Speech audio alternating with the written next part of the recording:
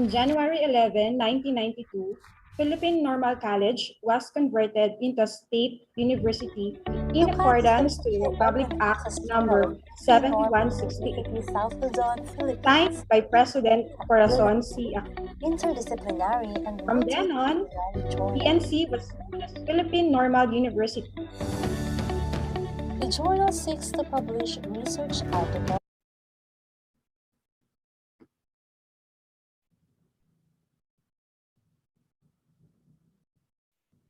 On January 11, 1992, Philippine Normal College was converted into a state university in accordance to the Republic Act number 7168, signed by President Corazon C. Aquino. From then on, PNC was known as Philippine Normal University.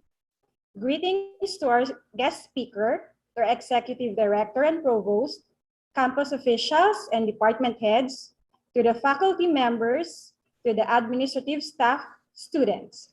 My name is Maria Rejoy Omaharis.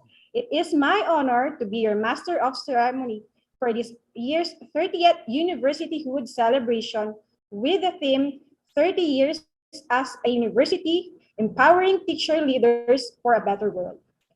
To open the program this morning, let us all rise as we sing the Philippine National Anthem, to be followed by a doxology and the presentation of the university's mission, vision, and quality policy.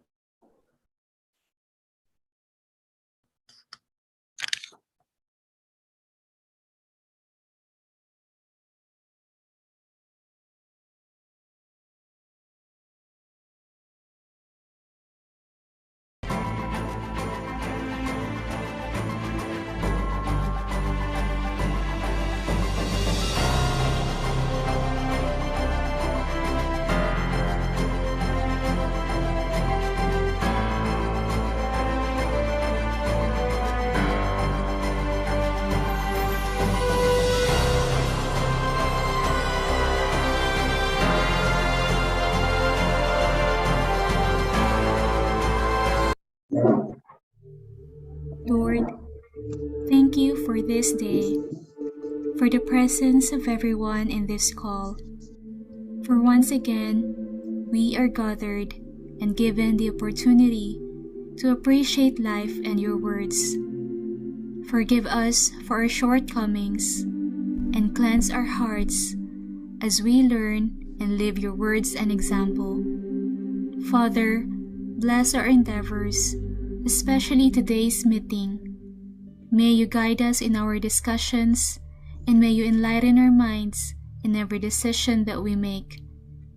Give us your grace that we may effectively do our parts for your greater glory.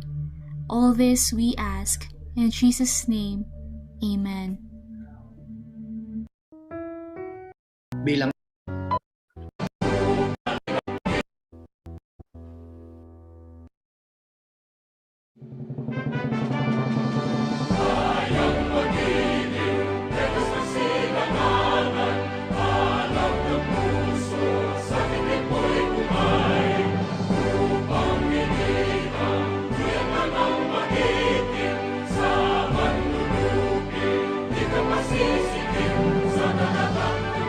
Sa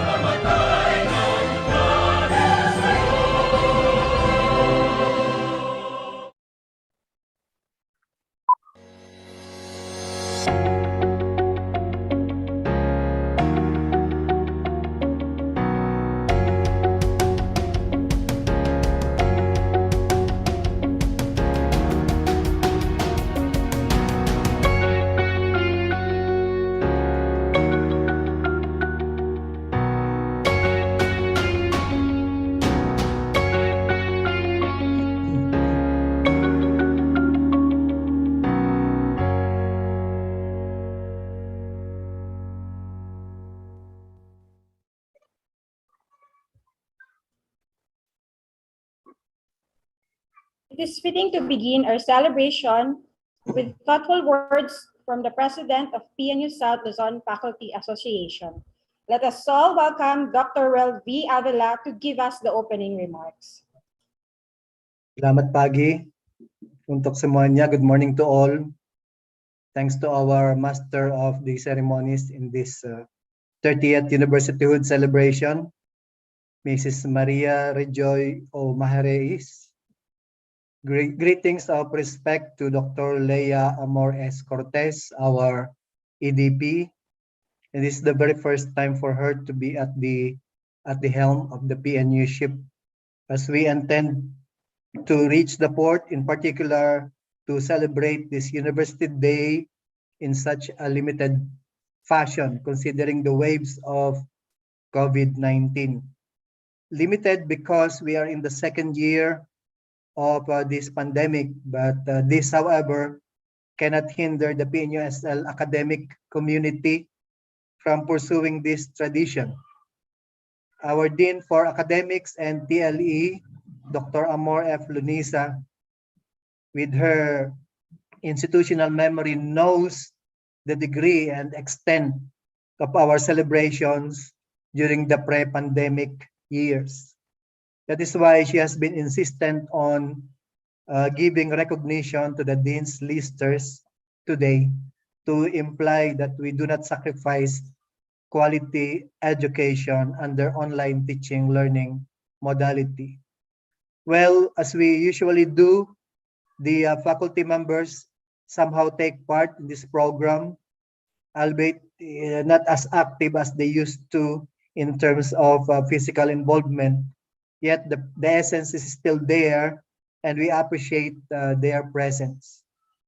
With Nurse Antoinette S. Barreto, the President of PNUSL Admin and Employees Association, with all its members, we again inject the lifeblood into our veins, not nerves, for this young generation of pre-service teachers to witness virtually the faculty and personnel's efforts in the furtherance of the values we all badly need in these trying times. Dr. Lucila S. Escleto, the Professor McGonagall of PNUSL Hogwarts, the Director for Student Services, is a witness of our week-long celebration, where there were academic, cultural, and athletic competitions being enlivened by the parade and fireworks. Our guest speaker, Sir Arnel J. De Los Reyes, likewise witnessed such, first as a student from 2000 to 2004, and as a member of the faculty from 2004 to 2006. The Torchies, with him as advisor, used to cover such events and publish the articles through its magazine. We do miss all the participants, both the internal and the external stakeholders of the campus, and we hope to be with them again. If we would count 30 years from now, you stop to the year 1992, when PNU was still in consortium with PUP. The actual date of the conversion of PNC to PNU was December 26, 1991. And since that was a part of the Christmas break, the PNU system would choose any day in January to celebrate it. As a professor of history, I am obligated to share with you the significant events in the past in order to connect it to our present era, and hence provide important lessons for the future. For tomorrow is defined by what we do today based on what we learned yesterday. Among the personnel who are present today, only Engineer Dandy B. Suryo, the OIC Director for Finance and Administration, bears that significant memory, as Dr. Lunisa does, but as a student from 1992 to 1996. Such a long time before she joined us as faculty member in 2005. Students, especially the dean's listers, today. Have to remember the date, December 26, 1991, and the Republic Act number 7168, when PNC was elevated to university status. In Malayo-Polynesian parlance, I have to say, duduk saja, santai, dan nikmati program niya. Just sit, relax, and enjoy the program. Happy 30th Universityhood celebration with its theme 30 years as a university empowering teacher leaders for a better world. Terima kasih, sama-sama, hati-hati, mabuhay ang Philippine Normal University Southwest. Thank you, Dr. Avila, for the earnest welcome. A round of applause, please.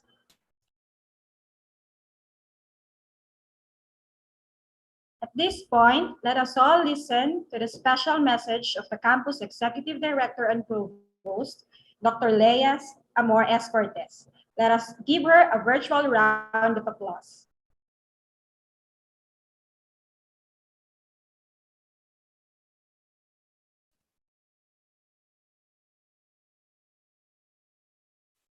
Okay, good morning to all the university and campus officials, to our guest speaker, members of the faculty and staff, students, alumni, and friends of the university.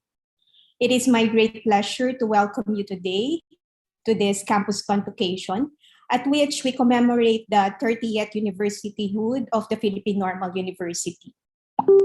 For more than 120 years of existence as an institution and 30 years as university, PNU has been unifying resource to the community we serve, symbol of optimism and knowledge for students, and an innovative leader in education. This institution's mission began as an ideal shared by visionaries who look beyond the horizon and dedicated to nurturing innovative teachers and education leaders. This mission has served as a guiding light over the years, and it has grown from a simple dedication and idea to a beacon of knowledge and strong foundation for the university. All the faculty and staff have started that mission with the students they serve. Those students now spread out all over for the last 120 years and have made it their own through their determination, drive, and desire for truth, excellence, and service. They continuously envision the education in the Philippines, not as it is today, but it is as one day might be. I hope you'll join me in turning your eyes to the future as we celebrate the past and imagine the 100 years or more to come. Let us imagine how bright that future is now. Imagine the endless possibilities of what we can achieve working together. Let us make it happen, and PNU as one. And thank you very much, Dr. Avila, for recognizing me. And yes, it is true. It is my first first celebration, okay? So with SL during this universityhood. Magandang umaga po sa lahat, and I hope you will enjoy the whole program.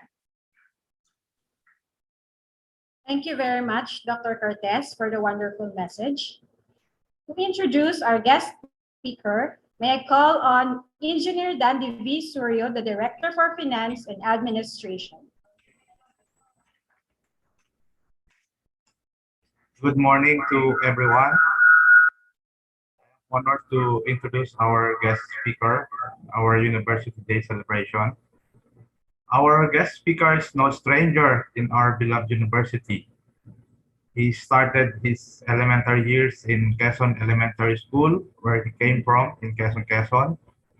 His secondary education in Quezon Central Institute, and started his tertiary education in Polytechnic University of the Philippines, then later transferred to Philippine Normal University Lopez Campus and graduated with a degree of Bachelor of Elementary Education with concentration in Science cum laude. He then pursued his career in and take Master of Arts in Science Education and completed his academic requirements in Southern Luzon State University in Lukban, Quezon. In 2004, he was part of Philippine Normal University South Luzon as part-time instructor and became regular faculty in 2005 and served as LET coordinator during his time and produced, I think it's 12 top-notcher during being the LET coordinator and champion the processes in terms of LET review in our campus.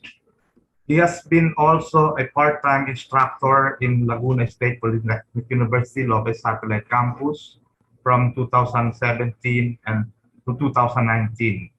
And presently, he is the teacher one in Mamati Elementary School, Cabuyao City. Here are some of his awards in his current station in Cabuyao. Recognition awarded by Cabuyao Association of Science Educator as production staff for Pivot TV Science April 2021. Gawad Galing Kabuhenyo Exemplary Award in Campus Journalism. First place, Teaching Tool, SIM category, Pass Siklaban 2021, division level. Coach, first place in Sabayang Pagbigkas, Araw ng Pagbasa 2021, division level. Second place, Teachers Days Creative Video Contest, division level. And the first place, On the Spot Creative Video Making Contest, Parents and Teachers Day, division level. Some of his affiliation are he's a member of Cabuyao Association of Science Educators, member Division of Cabuyao School Paper Advisors, member Pambansang Samahan ng mga Tagamasid at Tagapagtaguyod ng Pilipino, language editor, school learning resources, subject coordinator, grade 6 Filipino, and school paper advisor. Our guest speaker, we seldom see a person like him who put an extra mile in helping students, especially during his time na nandito po siya sa PNU, as dedicated in upliftment of quality education. Ladies and gentlemen, our guest speaker for our 30th University Day celebration, let us give a warm applause to Sir Arnel Habelosa de los Reyes.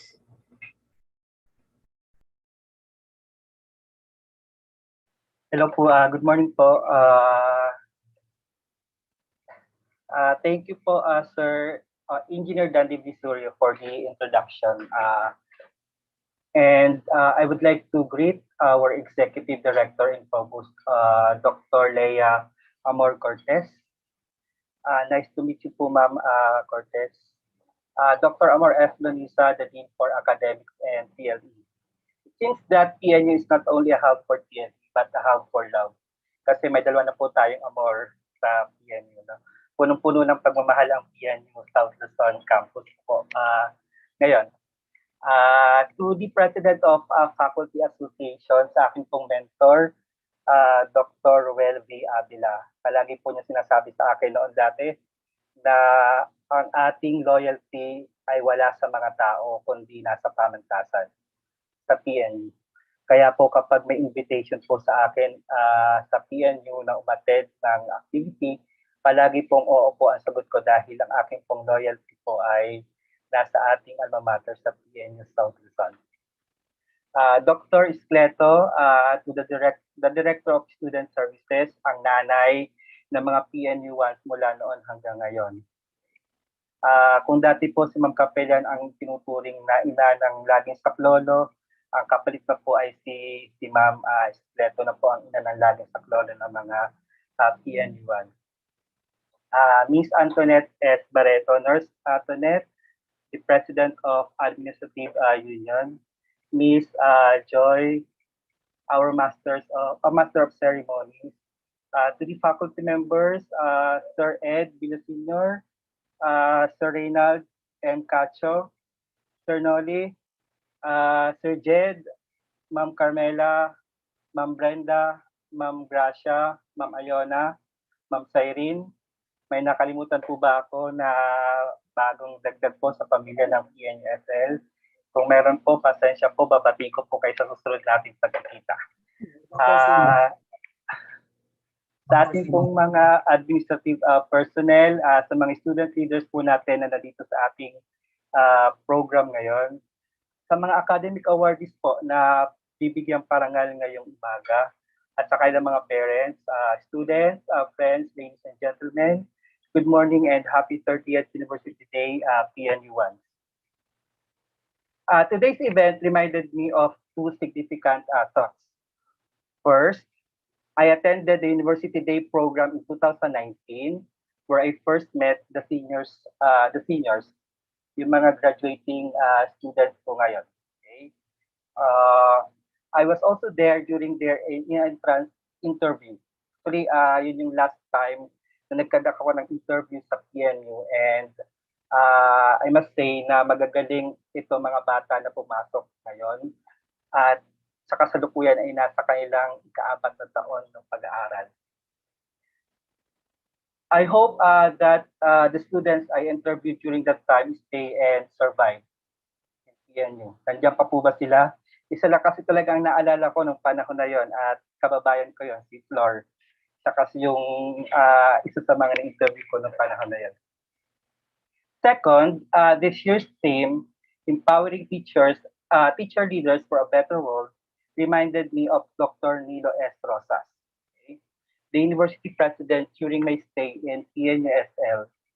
He introduced to us the motto, Developing Teachers for a Better World.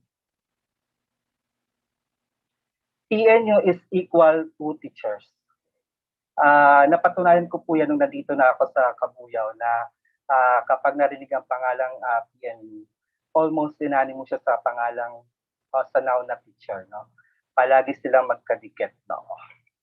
If you're going to play a game, word association, and you ask one word related to PNU, definitely the answer is teacher. Okay? PNU equals to teacher. When the idea of borderless education flourished in early 2000, that's the topic of our discussion in our academic forum. Sana po ay existing pang ating academic forum, because that was the first event that I was able to speak my thoughts in front of students and audience. PNU committed to offer, developed, nurtured, and empowered teacher leaders for a better world.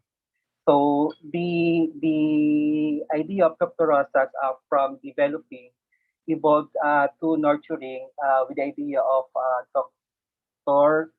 Ohena, I guess, and now instead of just developing and nurturing teacher, we empowered teacher leaders for a better world. Teachers are leaders. Hindi kailangan ng teacher na maging principal or maging head teacher para tawagin siyang leader. It is an innate trait that all teachers have. When you decided to become teacher, you cannot depart yourself from being a leader. The most basic sense of leadership teacher manifest is the management of classroom and routines.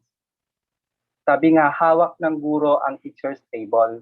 At kapag hawak ng guro ang teacher's table, ibig sabihin, siya ang leader, siya ang facilitator sa loob ng klase.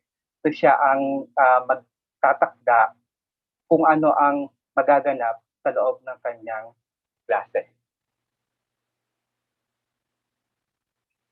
Bilang PNU1, kaya ko bang maging leader? Hindi na dapat itinatanong yan. Malinaw na o ang sagot dito. Hindi lamang leaders sa loob ng classroom, kundi pati na sa classroom o maging sa school ng ibang teacher. Patunay dyan ang mga alumni ng pamantasan na nagsilbing educational leaders sa iba't ibang schools, districts, divisions, regions at central office. Natatandaan ko pa nung estudyante pa ako, palaging binabanggit sa amin at ginagawang motivation sa amin ang pangalang Dr. Ranvi Manguera. Actually, si Dr. Ranvi Manguera nung panahon na yon ay wala pa siya sa DepEd, kundi siya ay part ng school sa may Quezon City. But today, kung di ako nagkakamali, last time na namit natin si Dr. Ranvi Manguera at naging speaker natin, nasa central office na siya at part ng management team. Empowering teacher leaders is a timely call and it will never go out in trend. Now that we are facing pandemic, education of our learners was also hard hit by the virus. Coronavirus widens the gap, the digital divide, and is currently the major challenge that our educational system is trying to mitigate. That's the major and primary problems I would like to give focus and talk about. Bigla ng pagdating ng pandemya at hindi tayo nakahanda. Sabi nga, walang educational institution na nagturo kung paano ka-actong teacher sa ganitong sitwasyon dahil hindi natin ito napaghandaan. Okay? May paghahanda man pero hindi eksaktong katulad ng nangyari sa ngayon. Nawala ang face-to-face classes at naging distance learning ang modality ng teaching and learning. Blended, modular, and online distance learning ang pinairal na modality sa mga paaralan. Sa mga modality na ito, pinakamalapit sa nakagawi ang face-to-face, ang blended at ODL or online distance learning. Kasi sa mga modalities na to, nagkakaroon tayo ng pagkakataon na i-validate ang alam ng bata dahil nakakaharap natin sila sa klase. Natatanong natin sila ng mga ideas nila tungkol sa isang topic o usapin. Apektado ang lahat, mga mag-aaral na walang sapat na pera upang magkaroon ng access to technology. Basically, that's the main premise or problem related to the digital divide. Pero mas malungkot na makita na mas apektado ang mga teacher dahil sa digital divide na to. Hindi ko po tinutukoy na sila ay apektado dahil wala silang gadget. Kasi ang mga teacher kayang gawa ng paraan yan. Kayang gawa ng paraan na makabili ng mga gadget, makapagpakabit ng internet. Pero mas naging problema kung paano nila gagamitin yung technology para makakonect at makapagturo sa mga bata. Marami sa mga guro ang hindi nakasabay sa kinaharap na problemang ito. Kaya ano ang nangyari? Nag-decide na lang sila na sumuko. Maraming guro ang sumuko. Sa katunayan sa aming school, mayroong about 4 na teacher na nag-decide na mag-resign. Hindi po early retirement nag-resign dahil nahirapan sila. Nahirapan silang sumabay sa pangyayari at nahirapan silang sumabay sa dami ng kailangan nilang gawin gamit ang technology. Nakakalungkot kasi hindi sila nakasabay. At mas pinili na lang nila na iwanan yung kailang pagtuturo. Na kung may interview mo sila, ayaw pa sana nila kung ang sitwasyon ay kagaya ng dati. Na sila'y magtuturo, pupulbuhan nila yung mga bata kapag medyo pawis na bago tuturuan ulit umasa. At pagkatapos, sa kinabukasan, maghahanda ulit ng panibagong lesson. At natutuwa sila na makita ang kailang mga bata na nagpe-perform at nanalo sa mga contest. Pero ibang-iba na po ang sitwasyon ngayon.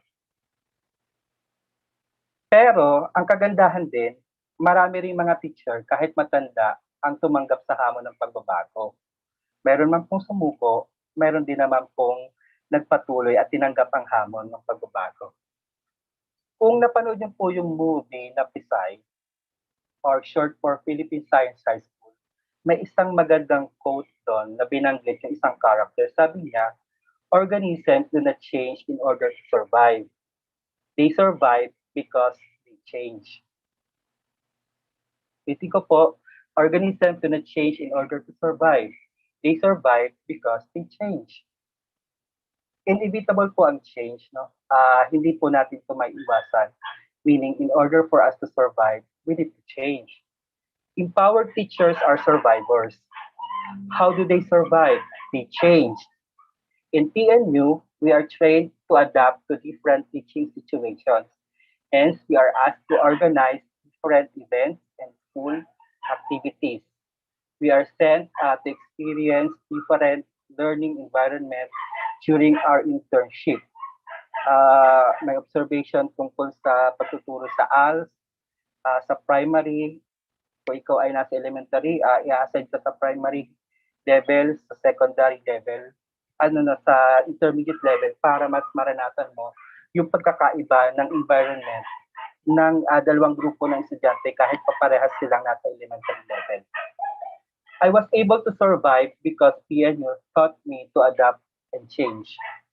In my teaching years, I was able to teach for a group of learners. Adult learners, all the ALF, and the farmers. No? When I was in PUP, we taught the farmers in Pampanga to organize their cooperatives. I also experienced how to teaching preschool learners. I volunteered in SKP or summer kindergarten program of New Era University. That is a program in Iglesia ni Cristo.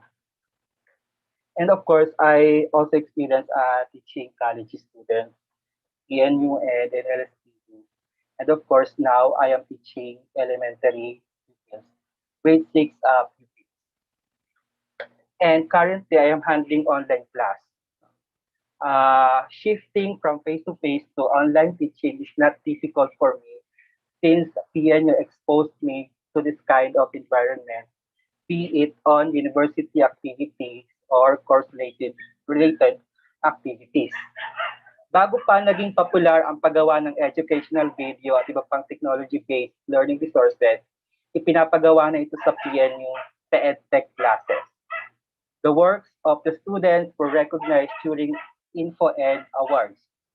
Nagsimula sa paggawa ng mga documentary hanggang sa paggawa ng mga educational videos and the like, and then magkakaroon ng awards night na tinatawag na InfoEd Awards. And hopefully kapag naging normal ang lahat, bumalik ito at maibalik yung activity related to InfoEd Awards.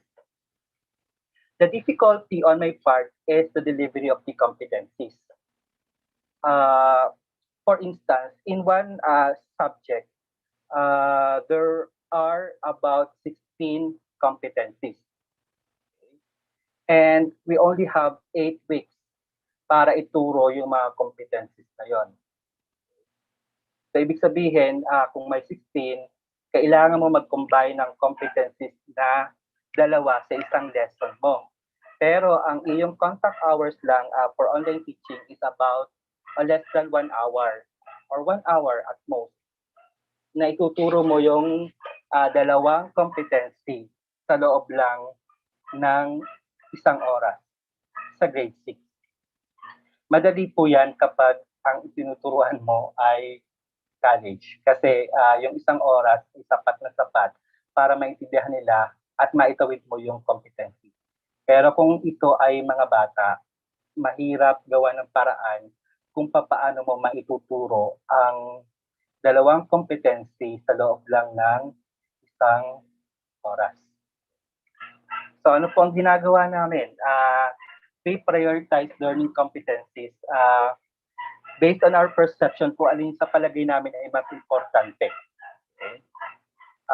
mas importante in a sense na tinitingnan namin ano ba yung mga prerequisite or yung mga skill na kailangan na gagamitin nila in higher level. Isa pang natutunan ko sa PNU ay ang pag-flip ng classroom activity. So ito tawag na flip classroom para ma-deliver mo ang lesson at makapagpalalim ka ng topic during online class. Ibibigay na agad yung ibang mga materials and activities before the class or parang inuna mo yung assignment and then pagdating mo sa online class, hindi mo na siya i-discuss yung content, kundi more on examples para mas mapalalim yung mga concepts na kailangan mong palalimin at maunawaan ng mga bata. And important po ito at ito po ay natutunan ko sa PNU, yung tinatawag na integration of learning assessment to other subjects. Kasi nagreklamo yung ibang mga parents kung bakit bawat subject ang dami-daming mga pinapagawa sa assessment at hindi na nila kayang gawin. No? So isa sa pwedeng gawin ay ang pag-integrate ng learning assessment, pwedeng isa o dalawang subject, isang learning assessment lang, pero dalawa or higit pang subject yung makikinabang. Magkaiba nga lang yung titignan. Ang tawag po sa PNU dito ay harmonization of learning activity. Nagsimula po yung harmonization of learning activity natin nung in-introduce po yung trimester natin at nagkaroon tayo ng tinatawag na ano nga po ba yung 1 hour na assignment natin sa mga bata wherein they are not in the classroom. Flexible learning nga po ba tawag doon? Yung FLD, Flexible Learning Delivery. No?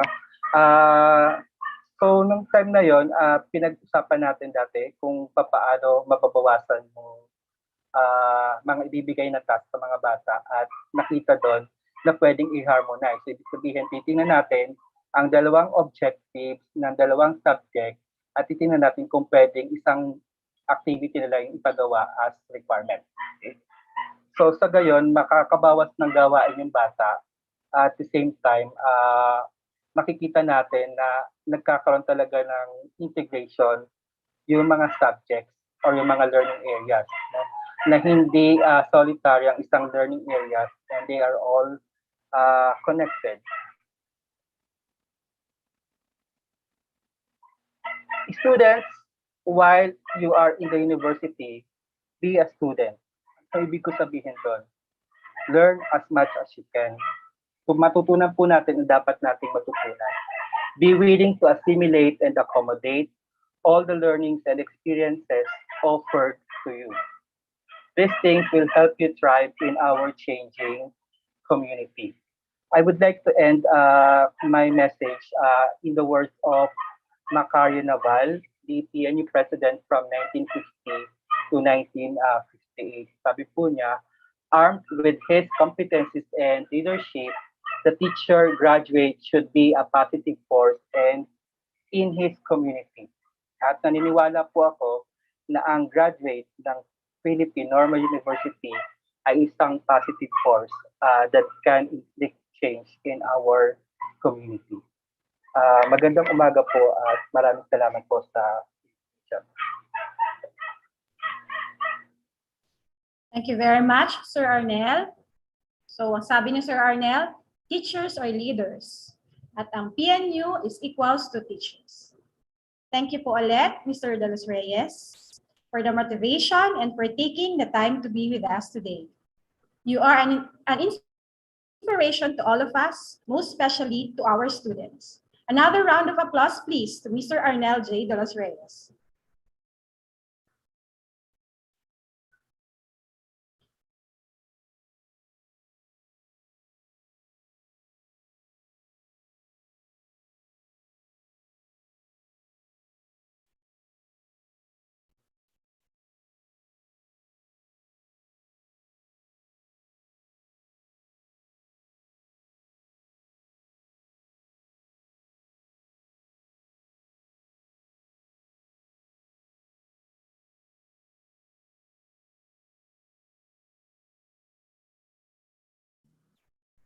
May we request everyone in the Zoom to please open their camera for the picture or photo opportunity with our guest speaker.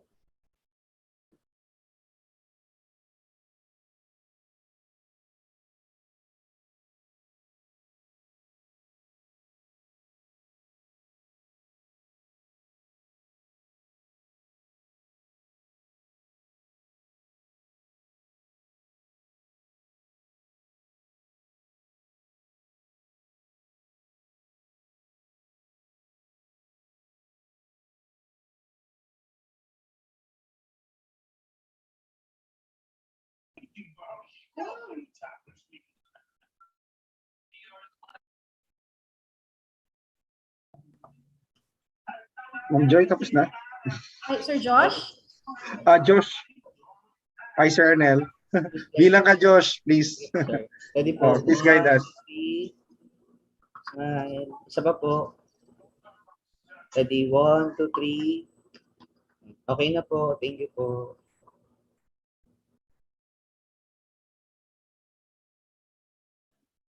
Mute ka, Ate Joy.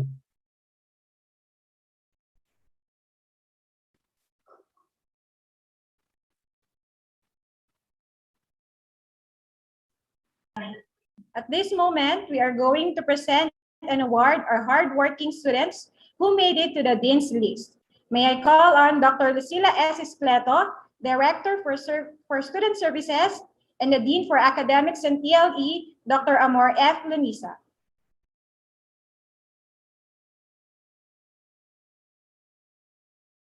To our beloved Executive Director and Provost, Dr. Amor Leia S. Cortez, to the Dean of Academics and TLE, Dr. Amor F. Lunisa, to Dr. Ruel V. Avila, the PNU Faculty Association President, and of course, to our guest speaker, Sir Arnel de los Reyes, we miss you talaga, your company. To Engineer Danby V. Suryo, the OIC Director of Finance and Administration. To Nurse Tunet, as President of PNU Administrative Union. To the faculty members, to all faculty members and staff, students, syempre to our Master of Ceremony, Mama Joy Maharies. So before I present the Dean's Listers, I would like to give a short information on how to be a Dean's Lister. I believe that this information will motivate and inspire our students to study, especially those students who are with us on this momentous occasion. So, my dear students, listen very well. So, student should have a rating of 1.75 or better in each of at least 4 courses taken in the preceding term. No grade lower than 1.75. Student has not incurred any failing grade or incomplete rating in any course, including NSTP. Take note, NSTP is not included in the computation of as a Dean's Lister. But see to it na your grade in STP, as what I have said, not lower than 1.75. He or she is enrolled on regular load as prescribed in the curriculum. He or she must shown exemplary behavior and have not been proven guilty or any major offense as attested by the Director of Office of Student Services. And now, it's my honor to present to you our academic Dean's Lister from Term 3 of academic year 2019 to 2020. We have one from BTLE 1 and 4 from 4 academic Dean's Listers from BEMC 1, and we have 5 from BTLE HE 2, And BTLE APA 2, we have 6. All in all, for term 3 of academic year 2019 to 2020, we have 16 academic dean's listers for the said term. Term 1 of academic year 2020 to 2021, we have 2 students from GE1. We have 3 from GE2. We have 2 from GE3. We have 7 students from GE4. We have 1 from BTLE HE2A. We have 2 students from BTLE HE2B. We have 8 students from BEMC2, and we have 23 BTLE HE3 and 12 students or 12 academic dean's listers from BTLE APA3. So we have a total of 60 academic dean's lister for term 1 academic year 2020 to 2022. Okay, for term 2 of academic year 2020 to 2021, we have 5 from BTLE HE1A. We have 7 academic dean's listers from BEMC 1. We have 14 academic dean's lister from BTLE HE2A. And we have 9 academic dean's lister from BTLE HE2B. And 4 from BTLE APA 2, and 6 academic dean's lister from BEMC 2. We have 14 academic dean's lister from BTLE HE3, and we have 12 from BTLE APA 3, with a total of 61 academic dean's lister for term 2 academic year 2020 to 2021. For term 3 of academic year 2020 to 2021, we have 6 from BTLE HE1A, and we have 4. We have 4 from BTLE HE1B, 1 coming from BTLE APA 1. We have 6 coming from BEMC 1, and 9 academic dean's lister from BTLE HE2, and 4 from BTLE HE2B, and another 4 from BTLE APA 2. And BEMC 2, we have 8. And BTLE HE3, we have 9. And BTLE HE3, we have 5 academic dean's listers. And we have 15 academic dean's listers from BTLE APA 3. So all in all, we have 67 academic dean's listers for term 3 of academic year 2020 to 2021.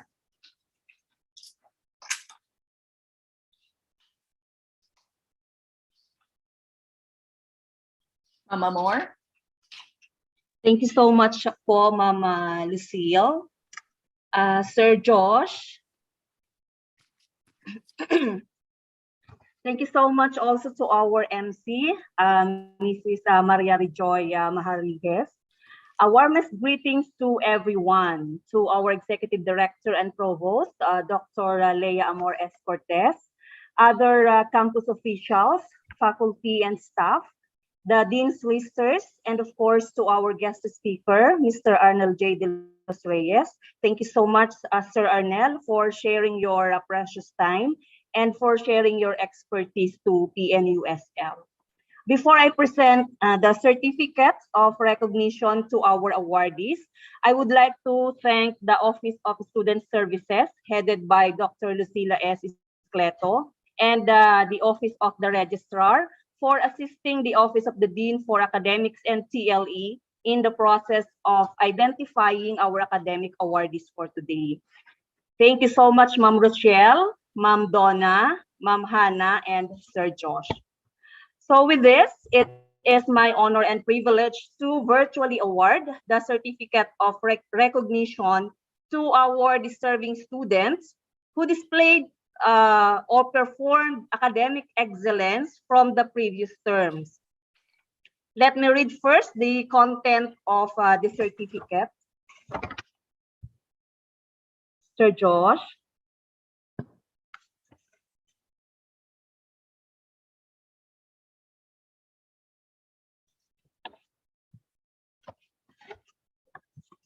Ayan. Philippine Normal University, South Luzon, the National Center for Teacher Education, the Technology and Livelihood Education Hub, Lopez Quezon.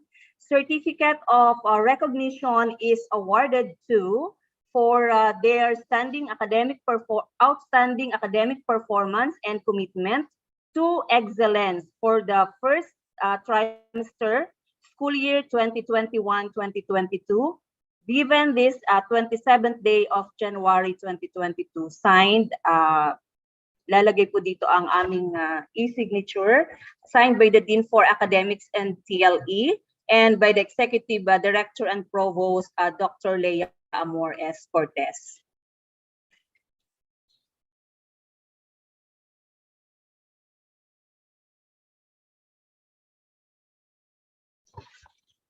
Yes, sir. Thank you po.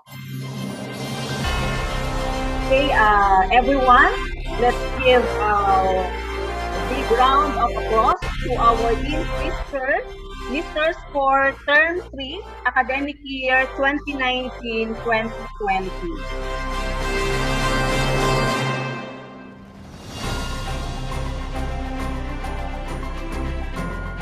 Dean's Listers for academic year 2019-2020.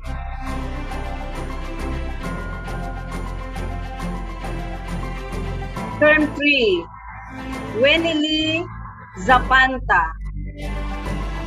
Lenrose B. Dunca, Angelica S. Oliva, Rowena Pagdanganan Ausa, Aileen E.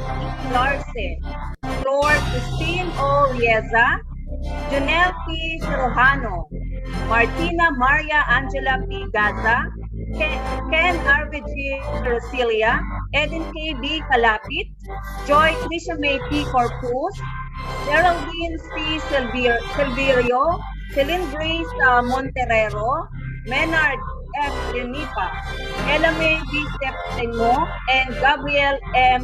Mapilon. So these listers, term 3 for academic year 2019-2020.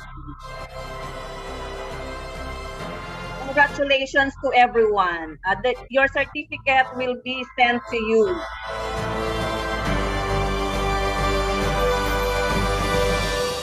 Via your email. Next.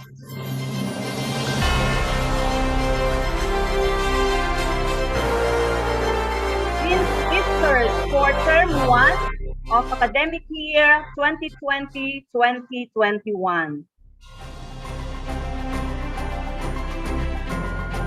Cyrene A. Lechica, Earl Marshall C. Caincoy, Rian C. Antonio, Myla I. De La Cruz, Mary Rose S. Makabuhay, Kyle Maxine D. Norada, Rosemary S. Tarasina, Joyce Ann D. Garcia, Irene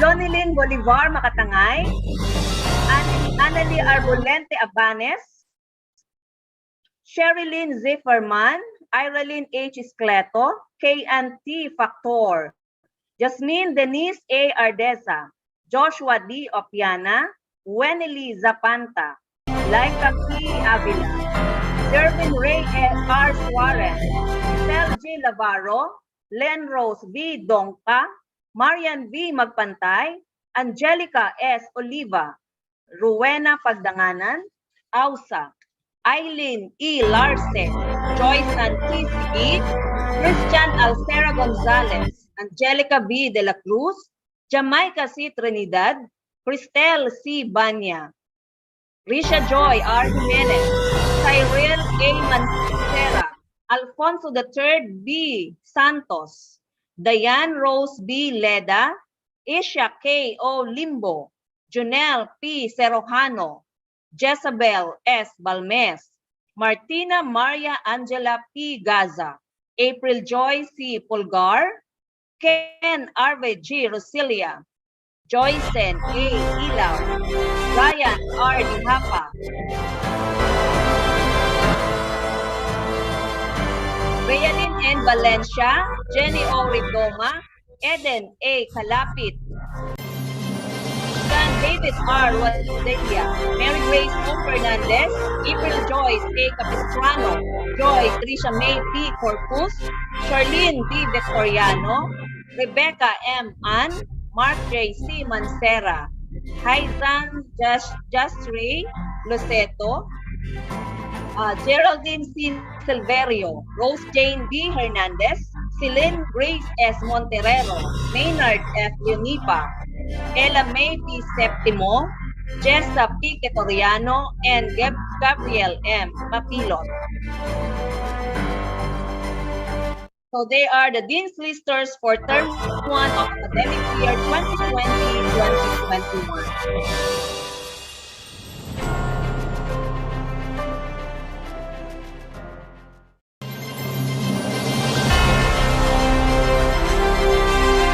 Ladies and gentlemen, our Dean's Listers for Term 2 of academic year 2020-2021.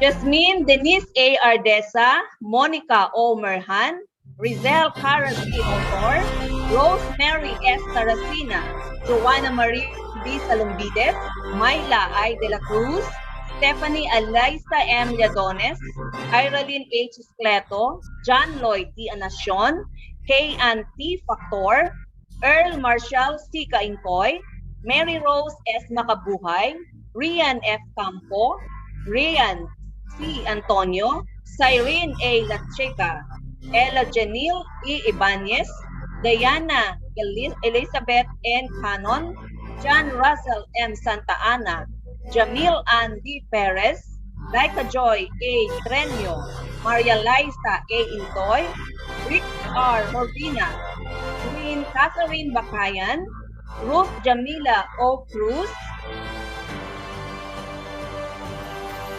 Wea May A. Mercurio, Camille C. Parchamento, Angel Laika D. Prada, Lonelyn B. Makatangay, Regine B. Marcelo, Annalie A. Abanes, Sherilyn Z. Ferman, Wenely Zapanta, Erwin R. Adupe, Judea D. Ramiro, Laika P. Avila, Princess N. Villasanta, Raymark M. Manjares, Daniel C. Jocales, Joan M. Añunuevo, Jervin Ray R. Suarez, Joyce Ann B. Garcia, Kyle Maxine D. Norada, Len Rose B. Dunca, Rowena P. Ausa, Eileen A. E. Larce, Christian A. Gonzalez, Jamaica C. Trinidad, Flor Christine O. Rieza, Risha Joy R. Jimenez, Jovelyn R. Jimenez, Lovely Marie Liogo, Joshua D. Opiana, Asia K. O. Limbo, Christine L. Oratil, Eloisa Jane S. Anacion, Junel P. Serojano, Martina Maria Angela P. Gaza, Ryan R. Dihapa, Eden K. B. Kalapit, Joy Tricia May P. Corpus, Mark J. C. Mancera, Haizan Jasray B. Luceto, Geraldine C. Silverio, Sherwin F. Mbile, Mary Rose A. Buendia, Rose Jane B. Hernandez, Celine Grace S. Monterero, Katrina C. Inclano, Ella May B. Septimo, Leia May A. Capistrano, and Gabriel M. Mapilot. Congratulations.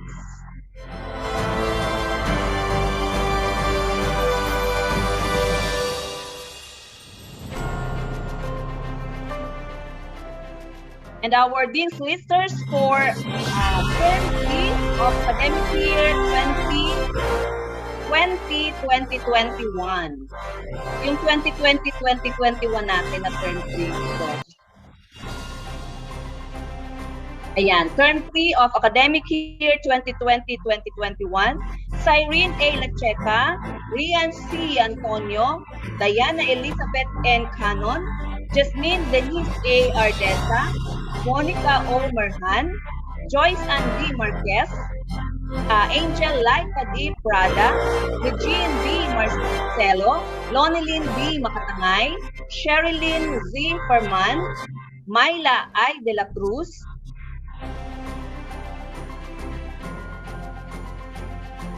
Joyce Ann D. Garcia, Kyle Maxine D. Norada, Stephanie Eliza M. Lladones, Iralyn H. Iscleto, John Lloyd D. Anacion, Mary Rose S. Makabuhay, Flor Christine O. Rieza, Ella Janille E. Ibanez, Joshua D. Opiana, Jamil Ann Divina Perez, Laika Joy A. Trenyo, Giselle P. Sigi, Wenily Zapanta, Erwin R. Adupe, Judea D. Ramiro, Princess N. Villasanta, Raymark M. Manjares, Joanne Año Nuevo, Leia May A. Capistrano, Kervin Ray R. Suarez, Shania Shane F. Comentan, Len Rose B. Dunca, Marian B. Magpantay, Angelica S. Oliva, Rowena Pagdanganan Ausa, Ivy Marie M. De Los Santos, Joyce Ann T. Sigi, Sybil Astrids R. Recto, Christian Alcera Gonzalez, Angelica B. De la Cruz, Jamaica C. Trinidad, Diane Rose B. Leda, Esha K. O. Limbo, Eloisa Jane S. Anacion, Junel P. Serojano, Martina Maria Angela P. Gaza, Ryan R. Dihapa, Eden K. B. Kalapit, John David R. Ruadilla, Mary Grace O. Fernandez, April Joyce A. Capistrano, Joy Tricia May P. Corpus, Mariela M. De la Cruz, Charlene B. Victoriano, Rebecca M. Ann. Tayo. Mark J. Saka tayo dito. Yan. Mary Grace O. Fernandez, April Joyce A. Capistrano, Joy Tricia May P. Corpus, Mariela M. De la Cruz, Charlene B. Victoriano, Rebecca M. Ann, Ninya Marie O. Salvatus, Mark J. C. Mancera, Haizan Jasray D. Luceto, Geraldine C. Silverio, Rose Jane D. Hernandez, Celine Grace S. Monterero, Maynard F. Leonipa, Katrina C. Enclano, Ella May B. Septimo, Jessa P. Ketoriano, and Gabriel M. Mapilo. Congratulations to all our Dean's Listers for Term 3 of academic year 2020-2021.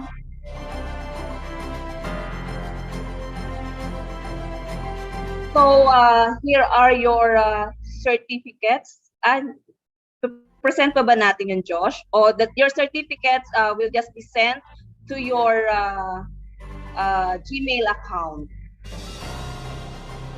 Ipa-flash lang siguro natin dito yung mga certificates ninyo.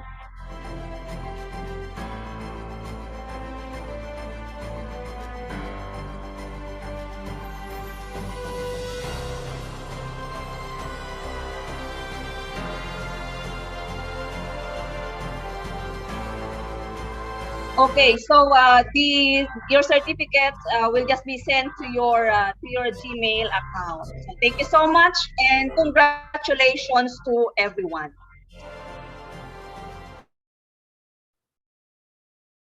Thank you, Dr. Lucila S. Escleto and Dr. Amor F. Lanisa. Good job, dear students. Keep up the good work. As our token of sincere appreciation to our guest speaker, Mr. Arnel J. De Los Reyes. Nandiyan pa po ba si Sir Arnel?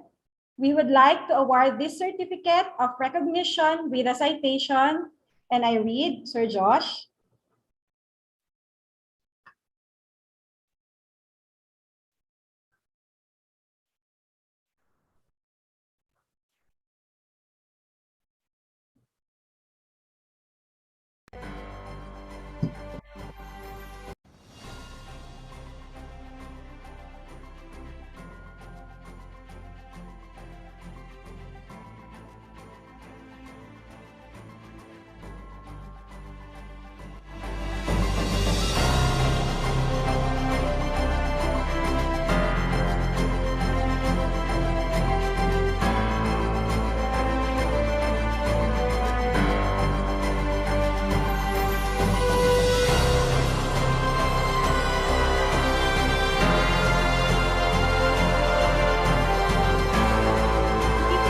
Recognition is awarded to Arnel J. De Los Reyes for sharing time and effort as guest speaker during the 30th University Hood celebration of Philippine Normal University, given this 27th day of January 2022. Signed, Dr. Leia Amor S. Cortez. Thank you once again, Sir Arnel. Isa pa pong virtual applause para kay Sir Arnel. Thank you, Sir Arnel. To give the closing remarks, may I call on Ms. Antoinette S. Barreto, President of PNU South Luzon Administrative Union. Good morning, everyone. To our distinctive guest speaker, Sir Arnel J. De Los Reyes, to our dear Executive Director and Provost, Dr. Leia Amor S. Cortez, our Dean for Academics and TLE, Dr. Amor F. Lunisa, to the Director of Students Affairs, Dr. Lucila S. Escleto, Engineer Dandy V. Suryo, OIC Director for Finance and Admin, Dr. Ruel V. Avila, President Faculty Union, students, alumni, dear members of faculty, and to my fellow admin staff, good morning. On behalf of the Administrative Employee Association, it is my pleasure to make a few closing remarks and express my heartfelt gratitude and congratulations to all those who made the celebration of our 30th universityhood a successful one. This occasion remarks the success of our university in sustaining excellence in education through nurturing skills of our future teachers throughout the years. To our invited guest speaker, Sir Arnel, thank you for your valuable time spent and knowledge shared. To the awardees, my sincere congratulations to all of you. May you all continue to strive for excellence. To the chairman of this momentous event, Dr. Lucille, and to the rest of the committee members, congratulations for the success of our celebration. May we continue to thrive, lead, and serve in the new normal amidst the pandemic. Once again, happy 30th universityhood celebration to all of us. Thank you for the steering closing message, Ms. Barreto. To complete our program, let us all sing with great pride the Philippine Normal University hymn.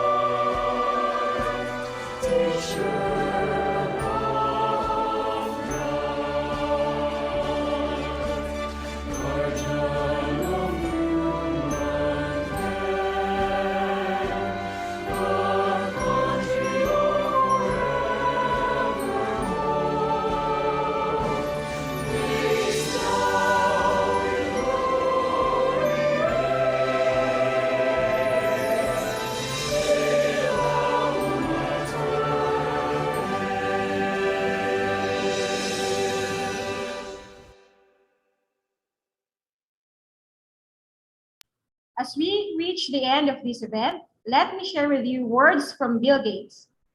Leaders are those who empower others. Thus, PNU will continue to recognize and acknowledge strengths, craft opportunities, and adapt to changes as the leader in teacher education, creating a better future.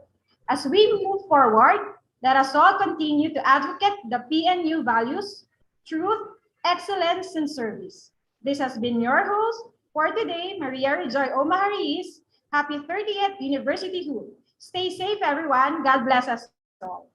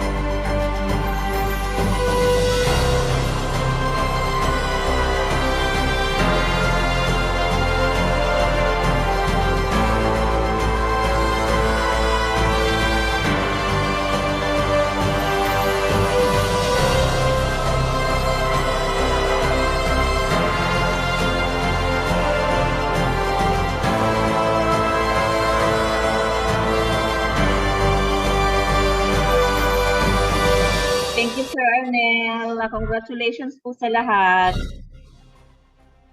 Congrats, Ma'am Joy. Thank you so much. Thank you po. Mayroon para po sa mga sa office. Andito po sa ating office, mayroon pong meals. Tapos yun pong mga out of the office po, same process po. You may send your official receipts amounting to 220 po sa amin na lang po para to process po. Thank you po. For the faculty and staff. Yes po, faculty and staff po. So yung po Thank you, Sir Arnel. Thank you, Sir Arnel. Sir Arnel. Thank you, Joy. Congratulations po sa lahat. Congrats po, Ma'am Lucy. Happy 30th. Thank you po sa lahat-lahat. Miss you, Sir Arnel. Thank you, Sir Arnel. We miss you.